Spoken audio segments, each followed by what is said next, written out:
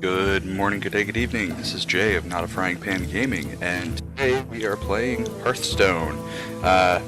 So, you may be wondering, Jay, what's so different about this video? Why the intro? Well, because today, instead of just playing Hearthstone, we're actually going to take a look at some basics. A couple of things that people have told me they didn't know about that I had to show them.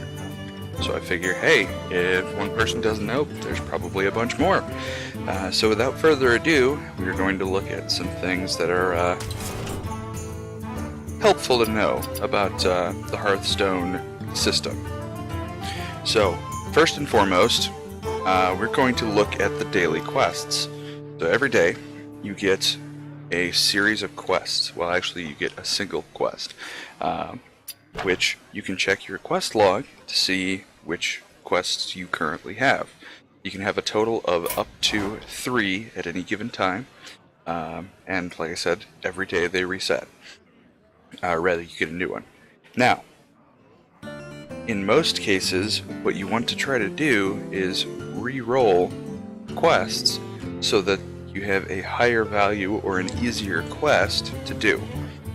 Now, in my case, I've got 2, which I can accomplish by winning 2 matches with a hunter. The nice thing about these quests is that I can win 2 games with a hunter, and both of these will be taken care of right away. I don't have to win 2, and they're overlap. So, what you would want to do in this case, or what I would want to do, is try to get something that's either going to be a higher value quest for the third one, or try to overlap again with that hunter. Now, Paladin or Priest, normally I would keep that because I'm pretty comfortable with my Paladin deck, and I could knock that out pretty quickly. But for the sake of demonstration, let's go ahead and re-roll and get a new quest. So to re-roll, you just hit the red X here in the top right corner, and you get 1 re-roll per day, so make sure you pick a good one. So let's see what we get. It looks like we got Paladin or Warrior Victory. So I'm okay with that. Like I said, I'm pretty good with Paladin, not any good at all with Warrior, unfortunately. But this will give us 2 quests, 80 gold for 2 wins. That's about as good of a value as you can ask for. 80 gold for 2 wins, not a big deal at all. So, that's beginnings here. One other thing that some people didn't realize, and I didn't realize it either when I first started playing because there's no real guidance within the game. So when you start out, you have these normal AI opponents in practice mode. It's suggested that you beat all of them so you unlock all of the classes. You also get 100 gold when you've beaten all of them. Now, once you've unlocked them, you unlock the expert opponents. The expert opponents have a bit of the same mechanic, where when you've beaten each one of the expert opponents, you get another 100 gold. The expert opponents are more difficult. They have better cards, typically tend to play better in general, but they're not overly difficult. It's still fairly easy to sit down, throw a quick deck together, and knock these out. Excuse me. Once you figure out a deck that beats one, you may have to make a secondary deck. For example, I had a really hard time against the Shaman. It's a little bit fast-paced, tends to be a little bursty, and that just wasn't very good against the particular deck that I was trying to use. So I had to make a separate deck, knock the Shaman out, and then most of the other decks took care of themselves. Alright. You have your gold selection here, gold total here. As you probably have already figured out, 100 gold buys you 1 pack. One thing that they have recently added that you probably noticed if you've been to the shop is that you don't have to buy one pack at a time for gold. You can double click and it will allow you to pick up to 50 packs at a time.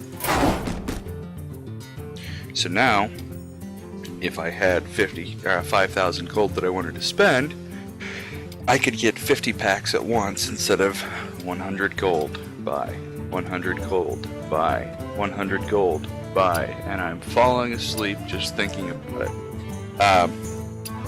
So that adds a little bit of utility. So for example, 1600 gold, I could buy 16 decks and buy them all at once. Don't really want to do that right now, so I'll save that for later.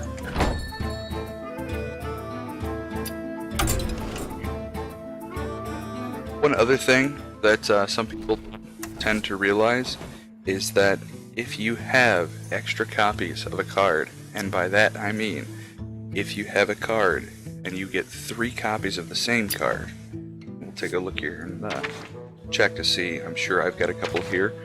In fact, I know I've got a couple here because my crafting dust icon is glowing and shaking. That tells me I have cards that I can craft, disenchant. So, let's see here.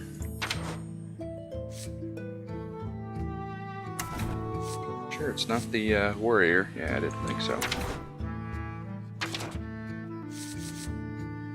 Okay.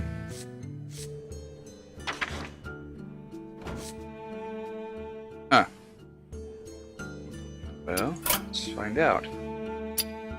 So, when this is glowing, it means that I have extra cards.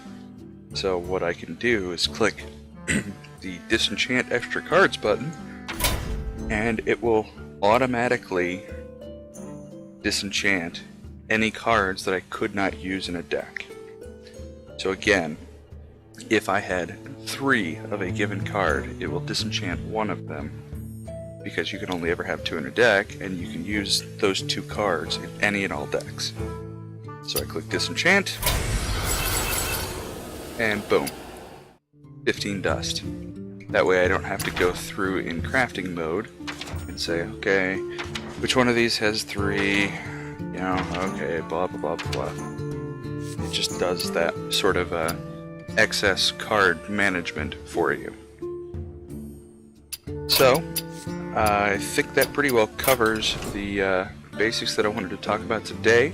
If you have any questions, feel free to leave a comment or hit me up on Twitter at JoeCloud31, JoCloud 31.